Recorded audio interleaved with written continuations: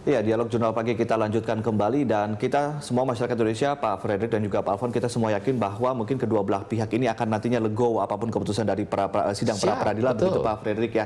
Tapi kalau tidak salah dari kuasa hukum dari Pak Budi Gunawan sendiri menyiapkan serentetan tuntutan-tuntutan ke beberapa institusi yang berbeda begitu selain ke pra-peradilan. Mungkin bisa dijelaskan nih Pak. Jadi gini, kita ada namanya bagian namanya attach, ya kan, menyerang. Kita melaporkan oknum-oknum KPK yang sekarang sedang diproses, kan gitu. Itu direkan sama rekan saya lainnya. Terus ada bagian defend, seperti untuk membela dalam pra-peradilan, itu termasuk saya. Terus dia ada mengajukan ke TUN, itu antara Pak Oci Kaligis dengan saya. Kan itu gitu. Kalau misalnya dan itu belum kita ajukan. Dan itu memang tidak menunggu. Oh, nggak ada. Tidak ada hubungannya dengan yang sedang ini. Kita karena gini. Dan tidak ada hubungannya ketika misalnya nanti Pak BG tidak dilantik jadi Polri. Oh, nggak ada. Jadi Kapolri. Karena gini, masalah beliau dilantik tidak melantik itu kan hak prerogatif daripada presiden. Kita nggak bisa bicara, kan? Tetapi dengan kata-kata beliau mengatakan tunggu hasil pra-peradilan, berarti kan beliau itu menunjukkan sikap beliau itu tunduk dan menghormati Tujuan hukum. ketun itu untuk apa Pak Frederick? Menyatakan bahwa KPK telah melakukan perbuatan yang namanya melawan hukum. Gitu. Itu selain kita itu kemana lagi Pak? Kemudian kita akan mengajukan gugatan sesuai dengan pasal 63 rehabilitasi dan kompensasi, pasal 63 Undang-Undang KPK, ya kan? Jadi di sini yang kita harus kasih tahu satu kan, ya kan, masalah soal kita melakukan apa namanya pasal 77, ya kan.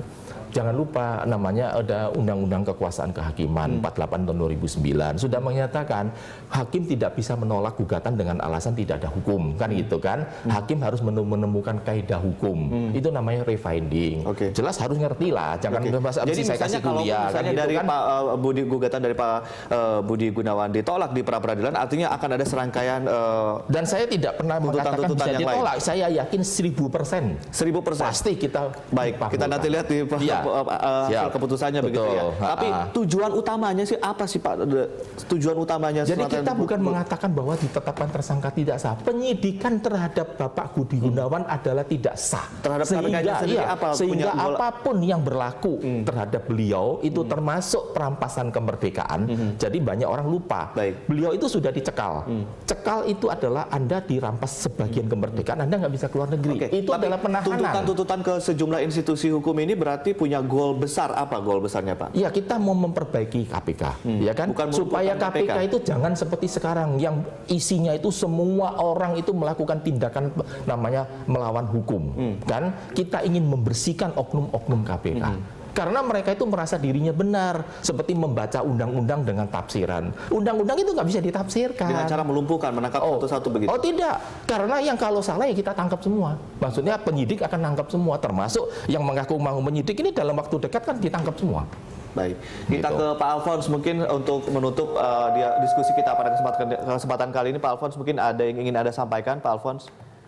Ya, pertama-tama begini ya, Pak Frederick tadi mengatakan jangan menafsirkan, tapi ini kan upaya hukum yang melakukan penafsiran juga kan, itu satu soal ya. Bukan dan kemudian yang kedua, kita minta hakim melakukan refinding, bukan penafsiran. Pak Alfons lanjutkan silakan.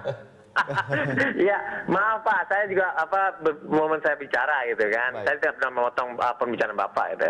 Dan kemudian yang kedua, bahwa harus dilihat lagi terkait dengan pasal 77 itu apakah memang ada kewenangan untuk melakukan peraturan atau tidak gitu kan. Nah, oleh sebab itu makanya kita bisa melihat secara jernih. Misalnya enggak ya, ini kan tidak akan pernah ketemu kan. Karena itu makanya kita serahkan pengadilan dari kalau nggak salah itu juga permintaan dari Bapak sendiri kan di dalam beberapa statement media. Nah, oleh sebab itu makanya kita harus melihat bahwa pada saat ini bagaimana kita tegakkan hukum yang ada pada saat ini. Nah, sekarang kewenangan KPK untuk menetapkan sebagai tersangka itu sudah terbuka berdasarkan fakta-fakta persidangan. Nah, oleh sebab itu maka biarkanlah hakim Sarpin untuk memutuskan itu. Dan kemudian yang kedua tentang legalitas dari penetapan tersangka itu sendiri yang dilakukan oleh pimpinan. Nah, pimpinan itu kan tentang kolektif kolegial yang didalilkan kan. Nah, dalilnya itu sudah ada, sudah diutarakan. Nah, oleh sebab itu makanya kita bisa serahkan lagi terkait dengan dalil-dalil yang diperdebatkan itu tadi. Nah, sekarang kuncinya pada saat ini adalah bagaimana kita bisa melihat bahwa ada proses-proses hukum ke depan yang harus kita hormati juga. Dan oleh sebab itu makanya jangan juga kita mengatakan orang mengatakan A, tapi kita juga melakukan B juga gitu kan.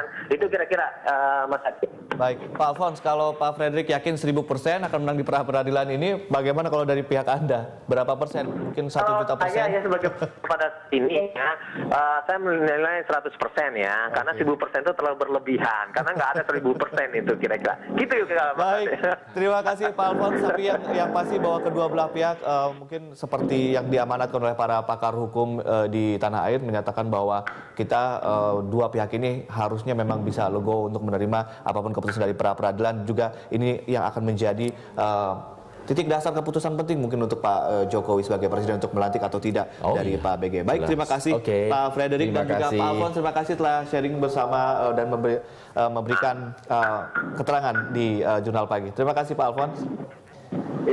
Dan pemirsa, demikian dialog Jurnal Pagi, dan rangkaian informasi lainnya akan kami lanjutkan di Jurnal Pagi.